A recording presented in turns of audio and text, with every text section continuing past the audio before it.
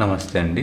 ఈరోజు వీడియో వచ్చేసరికి ఈశాన్యం గురించి. ఈశాన్యంలో దోషాలు. అసలు ఈశాన్యంలో దోషాలు ఏముంటాయి? ఈశాన్యంలో దోషం వల్ల ఏం నష్టాలు జరుగుతాయి అనేది ఈ వీడియోలో క్లియర్ ఎక్స్ప్లెయిన్ చేస్తాను. ఈశాన్యంలో అసలు దోషాలంటే ఒకసారి ఈశాన్య స్థలం తగ్గినా కానీ, ఈశాన్య స్థలం పెరిగినా కానీ, ఈశాన్యంలో మెట్లు కట్టినా కానీ, ఈశాన్యంలో స్టోర్ రూములు కానీ ఏర్పాటు చేసినా, సెప్టిక్ ట్యాంకులు ఏర్పాటు చేసినా కానీ, ఈశాన్యంలో వంటగది ఏర్పాటు చేసినా కానీ, ఈశాన్యంలో మురుగుదొడ్లు ఏర్పాటు చేసినా కానీ చాలా ప్రాబ్లమ్స్ వస్తున్నాయి. ఇవి దోషాల కింద నిర్మించవచ్చు. ఏంటంటే ఒకటి ఈశాన్యం తగ్గటం, ఒకటి ఈశాన్యం తగ్గిన, రెండు ఈశాన్యం విపరీతంగా పెరిగినా కానీ, మూడు వచ్చరికి ఈశాన్యంలో స్టోర్ రూమ్ నిర్మించిన, నాలుగు ఈశాన్యంలో మెట్లు నిర్మించిన, ఐదు ఈశాన్యంలో వచ్చరికి బరువైన వస్తువులు పెట్టినా కానీ, ఈ విధంగా ఈశాన్యంలో వంటగది, కొంతమంది పోతే వంటగది కూడా నిర్మించుకుంటున్నారు. ఈశాన్యంలో వంటగది పెట్టుకోవటం, ఇలాంటివి పెట్టుకున్నప్పుడు దోషాలు అనేవి వస్తున్నాయి. అసలు ఈశాన్యంలో ఇవన్నీ పెడటం వల్ల వీరికి ఫస్ట్ సంతానం ఉంటుందండి. ఈ విధంగా ఉన్నప్పుడు ఈశాన్యంలో ఈ విధమైన వస్తువులు పెట్టడం వల్ల, ఈ విధంగా కన్స్ట్రక్షన్ చేయడం వల్ల కానీ వీరికి సంతానం ఉండదు. వాళ్ళు డాక్టర్లు కావచ్చు, వ్యాపారస్తులు కావచ్చు, ఎవరైనా కావచ్చు. ఎందుకంటే ఈశాన్యంలో ఇవి ఉండకూడదు. ఎవరైనా ఒకటే, వాస్తుకి ఎవరైనా ఒకటే, ఒకళ్ళు డాక్టర్లు అవ్వచ్చు, లేదా వ్యాపారస్తులు అవచ్చు, ఎవరైనా అవ్వచ్చు. వాస్తు అనేది వాస్తు పని చేసుకుంటూ పోతుంది. కాబట్టి ఇక్కడ ఇది ఉండటం వల్ల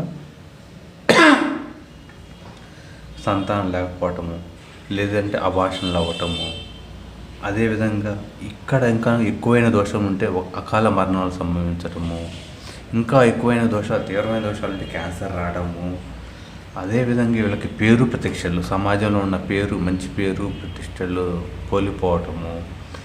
అంతే విధంగా ఈ ఇంటి యజమాని ఎవరైతే ఉన్నారో, ఇంటి యొక్క యజమాని పెద్ద కొడుక్కి దినదిన గండంగాను, అది ఫైనాన్స్ విషయంలో కానీ, హెల్త్ విషయంలో కానీ, సమాజంలో పేరు ప్రఖ్యాతుల విషయంలో కానీ దినదిన గండంగానే ఉంటారు. వీళ్ళు ఎంత మంచి చేసినా కానీ సమాజంలో వీరికి చెడు పేరే వస్తుంది.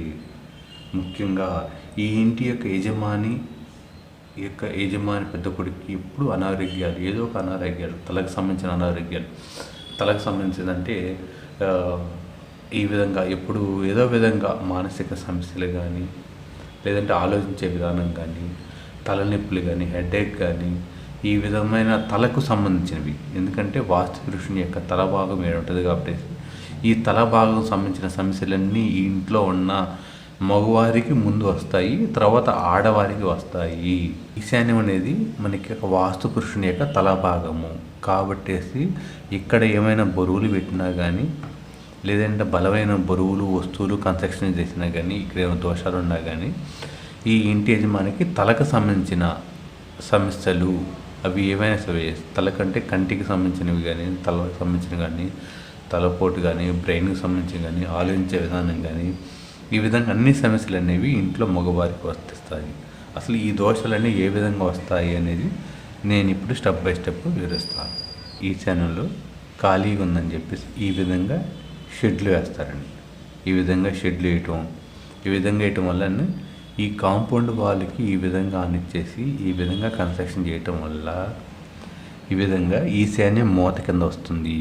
ఇది కొంతమంది తెలిసి వేస్తున్నారు, కొంతమంది తెలియక వేస్తున్నారు. తెలియక ఏంటంటే ఈ ఇల్లు వచ్చేసరికి డిగ్రీస్ తిరిగినప్పుడు ఈశాన్యం అనేది మారిపోతూ ఉంటుంది.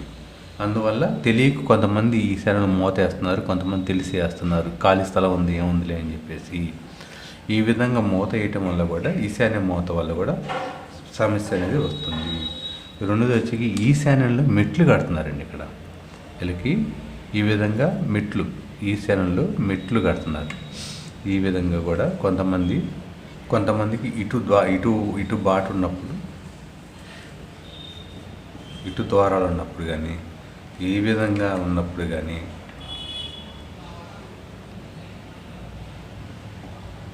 ఈ విధంగా ఉన్నప్పుడు అంటే దారి ఈ విధంగా ఉన్నప్పుడు, ఎంట్రన్స్ ఈ విధంగా ఉన్నప్పుడు ఇక్కడ వచ్చరికి మెట్లు అనేది ఈ విధంగా కడుతున్నారు. ఈ విధంగా మెట్లు కట్టినా కానీ ఇబ్బందులు అవుతాయి. అంటే వీరికి వచ్చరికి ఎంట్రన్స్ అనేవి ఈ విధంగా ఇటు ఉండటం వల్ల ఇటు ఖాళీ ఉందని చెప్పేసి మెట్లు అనేవి ఈ విధంగా కడుతున్నారు. ఇది తప్పు. ఈ విధంగా స్టోర్ రూమ్ కానీ లేదా టాయిలెట్ కానీ సేఫ్టీ ట్యాంక్ కానీ ఈ విధంగా నిర్మిస్తున్నారు. ఇది కూడా తప్పు. ఇది కూడా దోషం వస్తుంది. కొంతమంది వచ్చేకి వంటగది కూడా నిర్మించుకుంటున్నారు. కొంతమంది వంటగది కూడా ఈ విధంగా నిర్మించుకుంటున్నారు. ఇది వంటగదిగా వాడుతున్నారు, స్టోర్ రూమ్గా వాడుతున్నారు, లేదంటే వాచ్మెన్ యొక్క రూమ్గా మారుతున్నారు. ఈ విధంగా అనేక విధాలుగా వాడుతున్నారు. ఈ విధంగా కూడా కన్స్ట్రక్షన్ అనేది చేయకూడదు.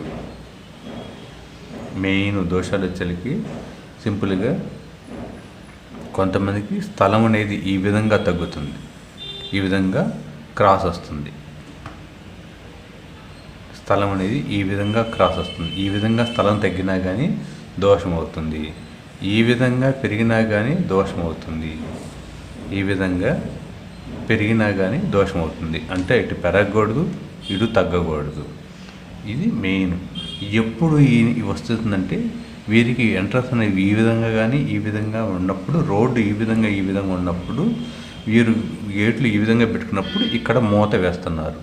ఒకటి, ఈ విధంగా స్థలం పెరగటం కానీ, 2 ఈ విధంగా స్థలం తగ్గటం కానీ, 3 ఈ విధంగా గోడకి కాంపౌండ్ వాల్ చేసి ఈ విధంగా రూమ్ ఏర్పాటు చేసుకోవడం కానీ, 4 ఇక్కడ వచ్చేకి వంటగది కానీ, టాయిలెట్ కానీ, స్టోర్ రూమ్గా కానీ ఒక గది ఏర్పాటు చేసుకోవటం వల్ల కానీ, 5 వచ్చేసరికి ఈ విధంగా మెట్లు, ఈ విధంగా బరువైన మెట్లు వేయటం కానీ, 6 వచ్చేకి సెఫ్టీ ట్యాంకులు ఇక్కడ నిర్మించుకోవటం కానీ, ఈ విధంగా ఉండటం వల్ల ఈశాన్యంలో దోషాలు వస్తాయి. ఈశాన్యంలో దోషాలు రావడం అంటే, ఈశాన్య దోషాలు వచ్చినాయి అంటే వీరికి సంతానం కలగదు. ఫస్ట్ సంతాన సమస్య వస్తుంది.